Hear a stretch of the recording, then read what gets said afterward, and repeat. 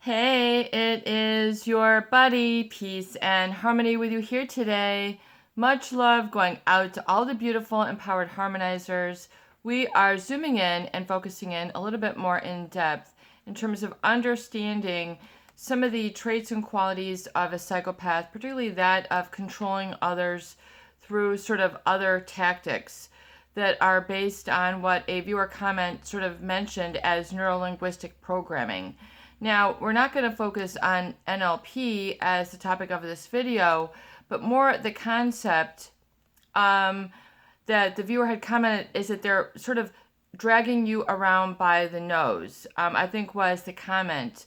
In other words, they've got you just sort of under their methods and tactics to lead you around. You are under their nose. So, in other words, they've got you looking at specific things. They've got you directed your attention to specific things that are not just for your perception, but they are designed to alter your perception and get them under the guise of their control. So it's a very insidious subliminal tactic when you are using ways that are not just sort of everyday normal behavior, communication, modeling. They are modeling after things that they're wanting to use, sort of things that you are unaware of, your body language, the positioning of your body, what you're looking at. And they will then mimic this and model this and get you to sort of follow along and control the outcome based on what they desire. And oftentimes that's why people are wondering why they're doing things that they don't recognize in themselves wanting to do. That they're all of a sudden, leaving a party even though they want to be there. They begin smoking even though they've never been a smoker. They begin to look at things or be attracted to people with beards even though they've never been attracted to beards. They're looking for, they're using neuro-linguistic programming, and you can study that like the viewer stated. It was developed by Richard and Brandler in the 70s, I think, as a method of therapy. There's been ways that people then sort of pervert this into methods of manipulation and control over others, sort of a mind-bending technique. And as we talk about this in other videos about the psychopath communication patterns is to understand that they don't have a conscience. So they're not guided by a sense of right or wrong or propriety or what is proper and good. That does not factor into their desire, their goal, their objective. They are looking for an outcome of behavior in others. So there's going to be a desired outcome. So it's very deliberate and pre-calculated. And so, they might sort of flash certain images at you. Just like we might see in commercials or something of that nature. But, strange images, not just art, not just their items, not the things that they belong, that they have just for, just part of their own environment or their car, what have you. But they'll specifically use images to direct your attention and sort of your eye movements and getting you to really focus in and sort of and then you get sort of caught up in an enigma or a puzzle. In other words, it'll get you to kind of go, rather than, it'll get you to kind of stop and sort of wonder, what is the message here? Or are they trying to communicate something to me in sort of an esoteric way? Where you begin to sort of question or doubt, or you find yourself thinking in ulterior patterns.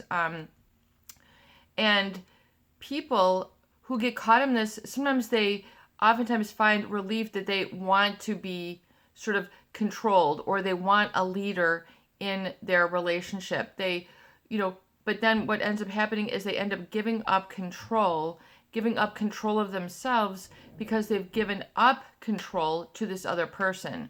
So just like, you might like to be a student in a class and just be listening and receptive, or you might like to go to dinner and someone makes your meal for you, or someone cleans your house for you, or does other things, this can be a feeling of relief, to have someone taking care of you, or, instructing you. You can relax, things of that nature. But, and then what you do with the material is up to you. In other words, they're not trying to direct or control the outcome. How you absorb it is up to you, and process it, so there's no sort of ulterior motive or, be underneath the radar sort of manipulation tactics. When we're talking about neuro-linguistic programming, we're talking about people who will purposely try to control an outcome for the object of you following along, and unconsciously, though, subconsciously. So, in other words, you find yourself all of a sudden doing something not in your best interest, not that you want, not what is sort of orchestrated by your own, and being preemptive and sort of taking the initiative on your end, being proactive on your end, taking the initiative for something that you want. It's a different sort of behavior motivational technique where the person who is trying to manipulate you, so in other words, a psychopath, they will use this sort of very enigmatic, puzzling, confusing sort of manipulation or communication technique where you're kind of wondering why they're saying. You are picking up that something that they're doing is different, but yet it's a lot of people that interpret it as, well, this is an opportunity for me to relax or absorb with a psychopath. So they sort of have a willingness sometimes, or they feel that it's the funny thing to do, or the right thing to do, or to be in good graces with this person, to be on their good side. I will allow them to control. I'll allow them to direct. I'll allow them to lead. But when it's with it's sort of this very subtle, subliminal communication, these sort of flash images that don't belong, things that aren't part of just sort of the program, the agenda, things that, just sort of stick out and make you go, what was that? And then your subconscious then begins to process it. And when they've got you sort of under their control in this way, you are literally under their control. You are walking according to their marching drum. You are not marching according to the rhythm of your own heart. Your heart is no longer your own drum. You're not marching to the sound of your own drum. You're marching to the beat of their drum, if that makes any sense. And if that, in other words, you haven't really incorporated it as your own. It's a very, very difficult thing to communicate, but I'm trying to communicate and explain it with clarity as much as possible. So rather than it being clear communication, uplifting, and something that you can incorporate and digest, it's more of a method for them to get control over you so that you are under them like a puppet. And the problem with this is that then, they can, like a remote car. If you've ever seen somebody driving a remote car, like in their driveway or on the street or in a playground, or flying, one of those remote airplanes, I forgot what they're called, gliders or something. It's kind of like that. They sort of have this remote controlling ability. And once again, it's difficult. It's different than if you're in a class or watching a video or, listening to music or something.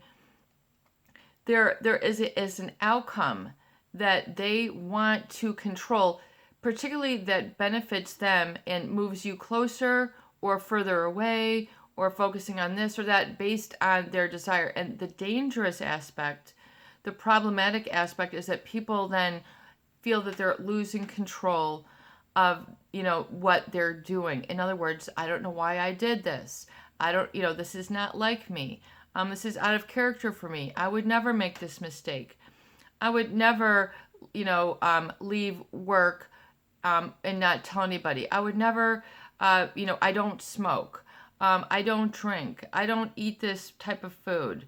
I don't usually do this, So, and they find themselves being driven or feeling just sort of a push, if you will, an energetic push to begin doing it, and then, or also what they're focusing on and what they're looking at. So you're like looking at, and your behaviors are according to what they want, and it's to benefit them. So in other words, if a psychopath is wanting you to leave a relationship or leave the house or leave the office or whatever it is, you might feel literally a pushing energy in that environment. If their tension, their what they're sort of exuding, what a psychopath might say is what is gushing out of all of my cells. It oozes out from all over me. I think this is how a psychopath has described this experience when they're sort of under that indoctrination, is that you can feel just sort of an energy just sort of pushing you away, pushing you in a direction. And, sometimes it can be so intense that the person, to alleviate that discomfort, they end up just exhibiting that behavior to provide relief. In other words, it's just so uncomfortable. The tension is so great. And so people might find them doing things, once again, out of character, maybe unlawful, not like them, bending the rules, bending the law, sort of, I can't believe I did that. But then the person feels that a compulsion then to have to do it, a need. In other words, they have to do that to relieve attention. So if you've experienced something like this, and, what are some examples where they're trying to sort of lead you around by the nose? I'd never really heard that expression. Let me just see what that was. I thought that was just I'd never heard that expression. And so it's that they're wanting you to look at a specific area of their body, if this makes any sense. So rather than looking in their eyes where you can see the truth, in other words, their eyes might give it away. They want you, looking somewhere else, or you find that they're always looking at your mouth, that they don't look at your eyes. And then you begin looking at their lips, and you just, they do very strange things like this to sort of distract your attention. So when you should be on high alert and sort of have your guard up, they're trying to tell you, well, look at this aspect of me, or look over here, and sort of it's, butterflies and kittens, and really when you should be on guard and danger, danger, alert, alert, red flag. And so you have to be able to realize that this is what they do, and it's a feeling. It's beyond your conscious control. So you're wondering why, this is sort of going on. And so you need to realize that this is one of the insidious aspects of mind control that a psychopath will use. Once again, the mind control meaning that they will play specific maybe music to make you think about something, and they'll sort of piece things together. They might put up an image. They might leave kind of what I call a psychopathic calling card, meaning that they might leave strange things, take strange things. Makes you go, why are they doing this? And then you just sort of, shrug it off. And then there's supposed to be some sort of ulterior meaning that you then find, these ruminating thoughts, and it then leads to gaslighting. It leads to brainwashing. It leads to sort of that psychological overwhelm where it's difficult to think. It's difficult to put two thoughts in front of the other, one foot in front of the other. They're basically leading you down a very slippery slope, one where you go, why did I do this? This was stupid. This is not right. I shouldn't be doing this. Lack of conscious or immoral behavior that they will, again, it's a very strange way that they will just sort of have this sort of charismatic sort of energy about them, which makes it's designed, which seems like in the beginning, isn't it, you want to be on their good side, or you want this relationship to go well, or you're interested in this person, or what have you. So it seems natural in the beginning, I think, to kind of fall in suit with their control, meaning that people just begin to follow it naturally, or, they're not aware of the deliberate and pre-calculated sort of plan that they have to mislead you. And usually it's, before it's too late, and then they're just standing, just unaffected. They don't have any emotions, but they will try to appear as if they have some sort of emotions in one way or another. And so these are all manufactured. These are all created for an intent to direct and control over another for a specific outcome. And the outcome is going to vary for each person. So whether you've experienced this or not, you're going to understand, and maybe it's important for you to understand in your healing, what is the outcome that this person is trying to communicate. Or if you're kind of reflecting back from a relationship that you left some time ago that you found was destructive or damaging for you, what you can kind of reflect back and then say, what was the cause that created this effect? Why did I react this way? To what degree was I responding to something about them that was causing this chain reaction in me? And how can I break that cycle? So I'm not chained to them for, basically then manifesting the behaviors that they want to see, where I'm no longer in control of myself, because it's extremely disempowering. I mean, don't underestimate the degree to which discomfort, you will feel if you have sort of abandoned yourself or denied yourself your truth. This is your buddy, Peace and Harmony, with you here. I hope that the videos do help. Please share, subscribe, and please donate for more great tools, videos, discussions, and support. Have a beautiful day.